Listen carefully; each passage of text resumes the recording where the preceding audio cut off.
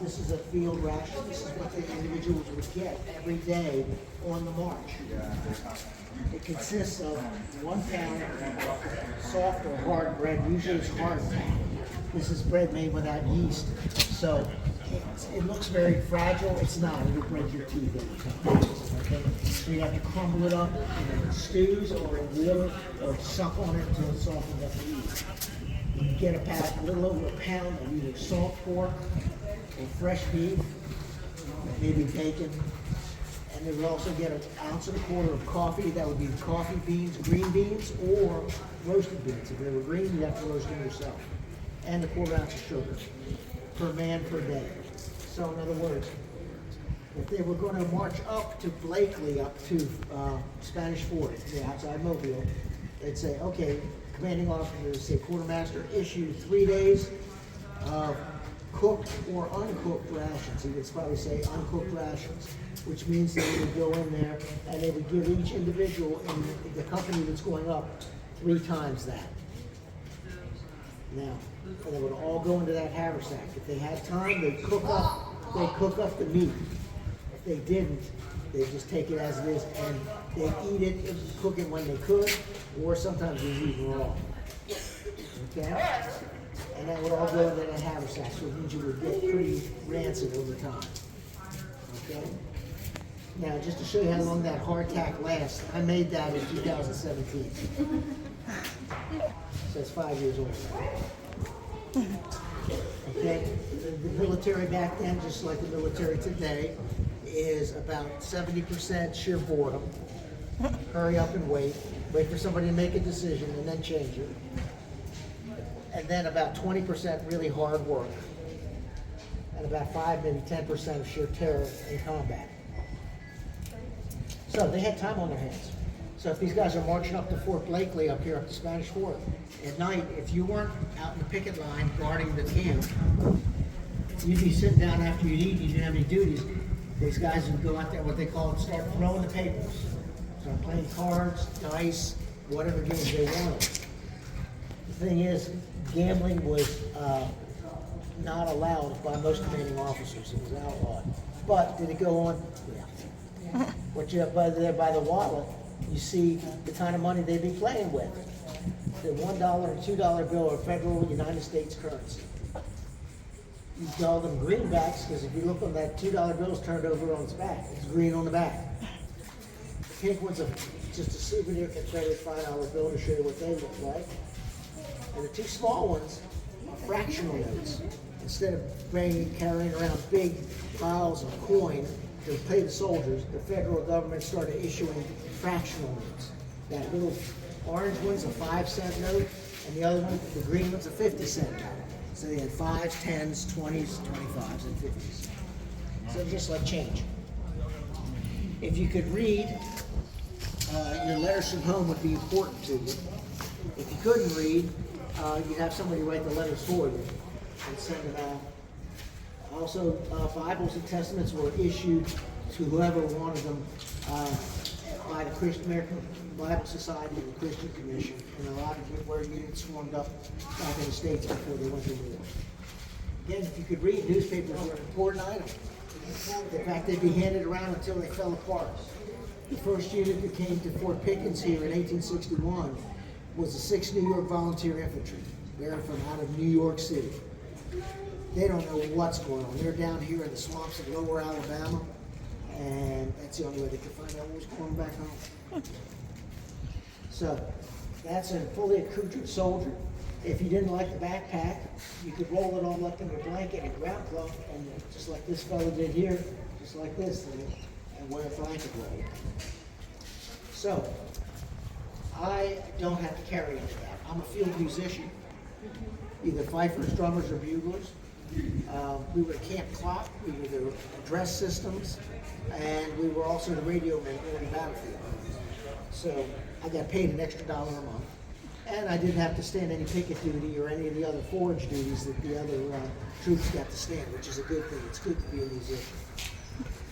But we communicated all the maneuvers on the battlefield that we buglers did.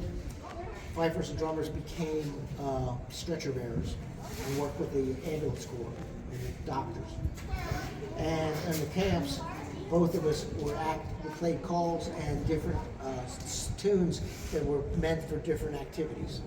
Breakfast call, dinner call, supper call, fatigue call, assembly, all those different types of calls. In fact, buglers in the infantry had about 50 calls. Wow. At least the principal buglers, principal musicians, the chief buglers. The younger ones, not so much. But they learned the major ones. And everybody in camp learned the calls too. Even the horses would learn the calls. When you played stable call, they knew they were going to get fed, so they get all antsy. So it's a good thing. Also, it's good to be a musician because I don't carry 15 pounds of extra steel, lead, and powder. Just like that poor fellow over there.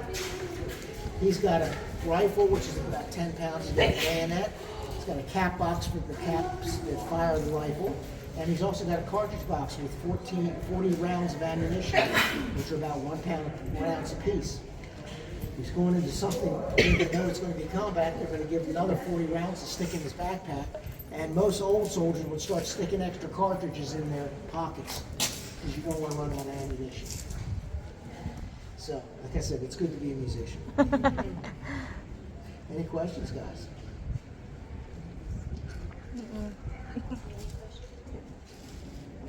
By the way, this is a fife. It's not a flute or a whistle, it's a fife. These have been around for armies back into the medieval periods.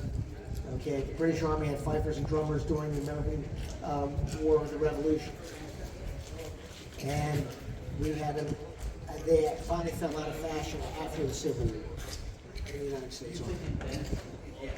The only thing you had was drummers and buglers. In there, we found a flyer for a play in New York City. Okay, another thing. You want to know? Do you guys know what?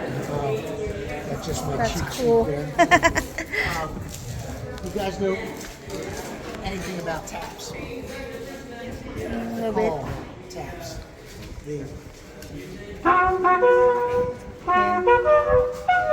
That call? Okay, that's taps. Okay, they played at few military funerals? Yes. And they played on Veterans Day and Memorial Day? Okay. Taps was a call that came out of the American Civil War. It was actually a very simple story, but if you look on the internet, you're going to find stories about this federal captain. They said it was Captain Ellicombe. You'll see that online, and said that he was outside Petersburg, which was one of the battles in 63 and 65, and he heard somebody was wounded and went out and got them, brought them into the lines, and it turned out it was a young Confederate soldier, and lo and behold, it turned out to be his son. Right? His son was a musician that he got trapped behind Confederate lines when the war broke out and was conscripted into the Confederate Army. The fella died, and inside his pocket, because we all have pockets on these sack coats here, he had some musical notes, and that's where the initial call for taps was found out. It's a really great story, really, really, really heart-rending and moving. It'd be great if it was true, but it is. And that came out of Ripley's Believe It or Not. Do you folks remember that? Yeah, they got Ripley's Believe It or Not had a TV series in the early 1960s, and that was one of the episodes. And in fact, it was the last year. I just watched So one of it's those not episodes true. like last Like I month. said, much more mundane. There was an officer named General Daniel Butterfield. He was commanding a brigade, which is 3 regiments, and he was at a place outside of Richmond. They just had the battles of the 7 days around Richmond, which were really bad. Really, it was tough fighting. And he was at a plantation there, and he was had a little bit of a musical bend, I guess, because he didn't like the go to sleep call. The go to sleep call was the typical call that was used for men to put out the lights, go to sleep, be intense, don't be wandering around. You get in trouble. So the call was this one, and he was not real happy with it.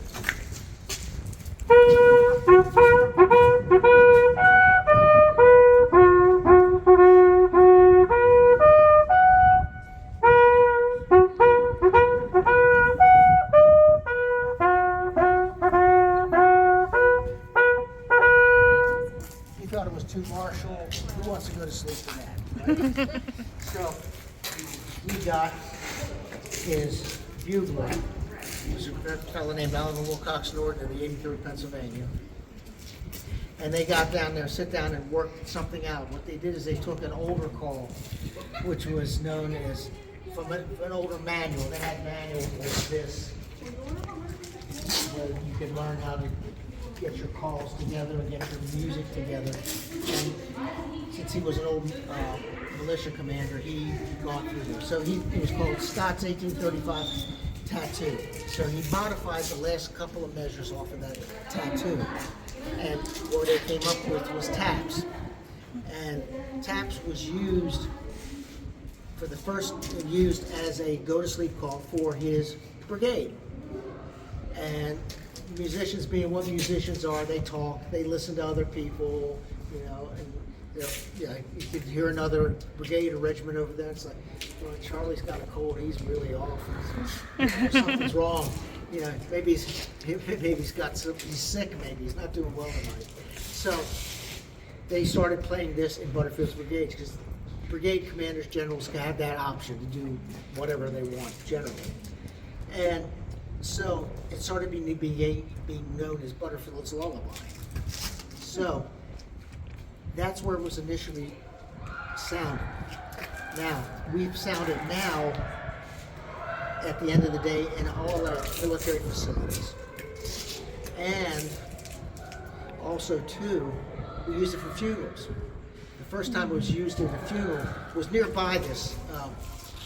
They were at a place called Berkeley Plantation, but it was nearby, and it was still in that same time frame where an artilleryman had been killed from a battery called Tidball's Battery. He'd been killed, and they were going to fire the traditional shots over the guy's grave. But they just had a firefight with a Confederate battery, and they didn't really want to start things up again by firing shots again.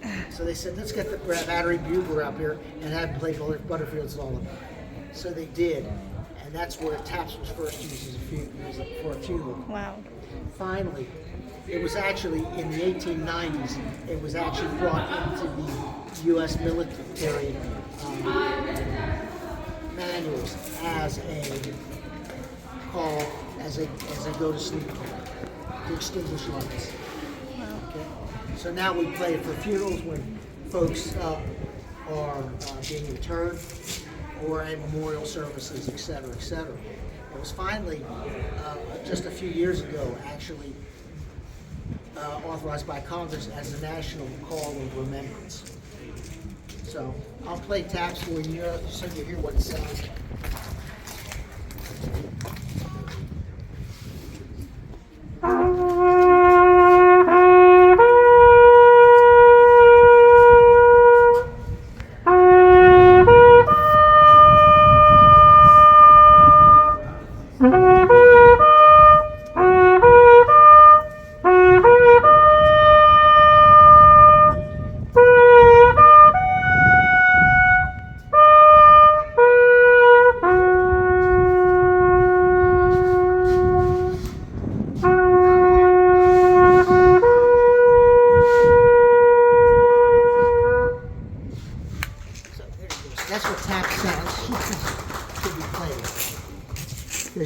difference is where people do the things like,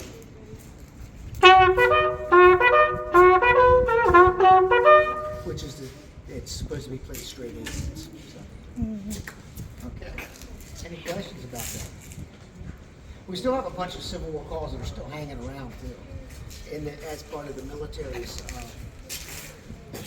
sequence of calls. For example, the one I played out here earlier.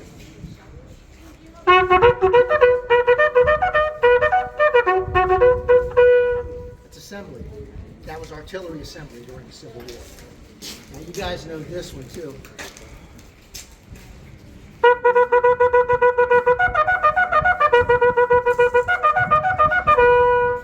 Charge. John Wayne call? No. That is charge. But that was charge. They changed the manuals in 1873, the Army manuals.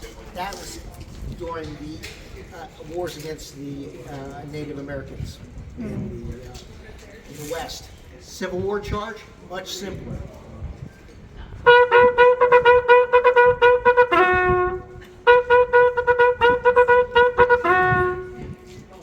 But you think about it, you're talking about several hundred men on horseback going into a charge at that point. If you've ever tried to play on a horse and ride at the same time, it ain't easy. So, because I ended up sitting back playing and then going. So, that was Civil War cavalry charge. Now, in the Civil War, you had 3 different branches of service: artillery, infantry, and cavalry. And they all had different calls because you didn't want to get anybody confused. So, we just heard cavalry charge, and the artillery never charged anywhere. They just went. Okay. And the infantry has their own call, and I'll play that out here. I don't want to bust it. We don't want to hurt anyone's ears.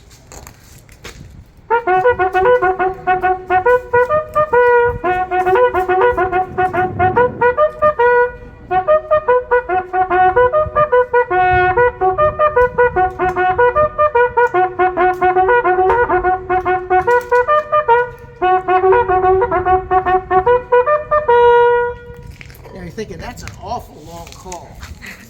Well, the thing is, an infantry regiment during the Civil War, at the beginning, was 1,000 men. So if you had 2 or 3 buglers stretched out along that line, and they were repeating the call, once they heard it from the chief bugler or from the commanding officer, they'd repeat the call. So if you had 1,000 men stretched out, that's quite a line. So, and noise shooting and all that, they would at least be able to hear that one. It took them a little bit. Okay, okay.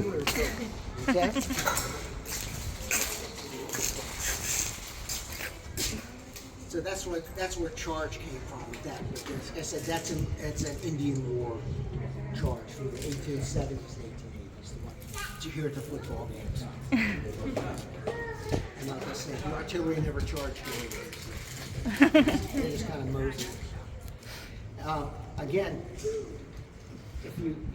since you're here, I'll do it. And there's let me show you a sequence, because buglers became the radio men of the day. Okay, in camp we had all the calls for going to sleep, get up, stable call, fatigue call, supper call, dinner call, drill call, all kinds of calls, sick call, you name it. But when you're out on the battlefield, they also had calls for maneuver and what to do. So here we go. So here's what I'm going to do is I'll talk you through, play it short and sweet here, because there have to be larger movements here. The calls wouldn't be this quick to get. So, okay, you're on the march. You're coming down the road, and you're getting ready to go into battle. There's noise all around, and you're bringing up the troops to sleep. Commanding officers in front. You're standing off to the side with the executive officer and adjutant off to the side. So, you're marching down the road. So keep the men moving forward.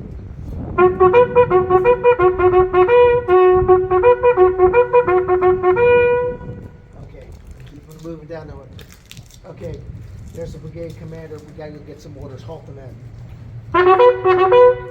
Okay, we've got orders. We come back. We're going to do a right wheel into line and move towards that tree line over there.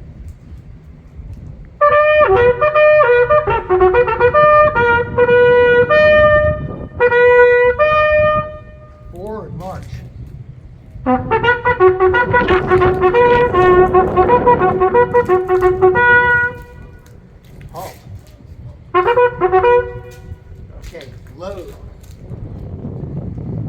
Fixed bayonet.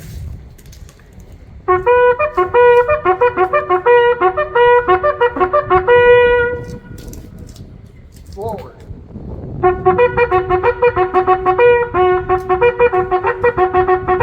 We're starting to take fire out of the wood line. Commence fire.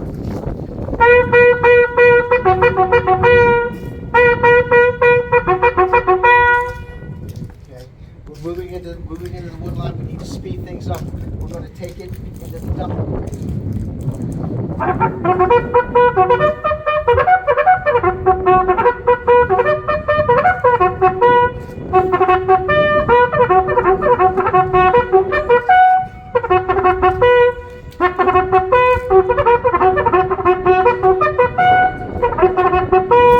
Moving it double quick.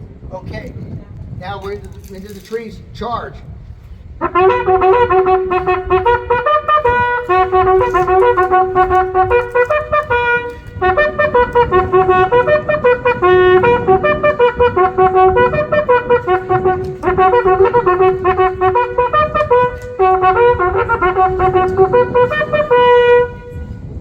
Oh.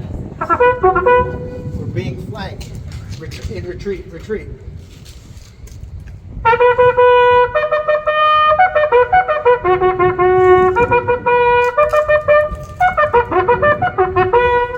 We're being surrounded. Rally on the colors.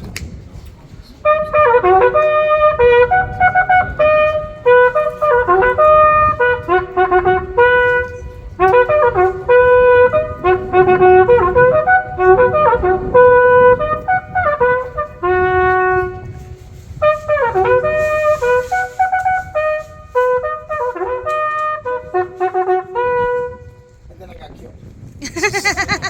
Anyway, so that's what it would be like. Those calls to maneuver people around the field, when to shoot, when not to shoot, the whole thing. So it was kind of like radio transmissions. Wow. I have Yeah. a question. So Yeah. were these soldiers like drilled on the note sequence, or how did they know what each call meant? Well, if you're doing something day in and day out, months, you learn. Yeah. Even like they were saying, even the horses got to know certain calls. Like in the cavalry, when you would play a call called boots and saddles, which means saddle up and get ready to go. The horses get nervous, when things are going to happen, or if they're unstable calls. Yes, sir. Yeah.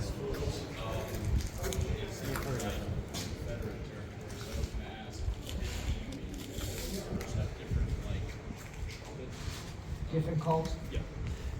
Well, let's put it to you this way. The commanding officers all went to the same school. So, in other words, the calls were all the same pretty much.